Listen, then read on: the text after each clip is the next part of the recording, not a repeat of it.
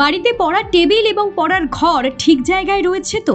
আপনার সন্তানের পড়াশোনায় কিছুতেই মন বসছে না? বাড়ির বাস্তু সমস্যা থেকে কিন্তু অনেক সময় এমনটা হয়। তাই সঠিক স্থানে রাখুন পড়ার টেবিলটি।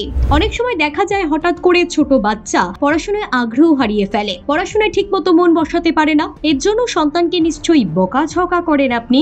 এর জন্য দায়ী থাকতে পারে বাস্তু দোষ। বাস্তুবিদদের কথায় পড়ার টেবিল এবং পড়ার ঘর সঠিক দিকে না রাখলে বাস্তু সমস্যা দেখা দিতে পারে। খেয়াল রাখতে হবে পড়ার ঘরে যেন পর্যাপ্ত পরিমাণে আলো বাতাস থাকে। পড়ার ঘরে আলো কম থাকলে তার নেগেটিভ এনার্জি সৃষ্টি করে। নেগেটিভ এনার্জির অশুভ প্রভাবে ছাত্রছাত্রীর মন চঞ্চল হয় এবং পড়ায় কোনো উৎসাহ বোধ থাকে না। বাড়ির উত্তর পূর্ব দিকে পড়ার ঘর থাকা শুভ।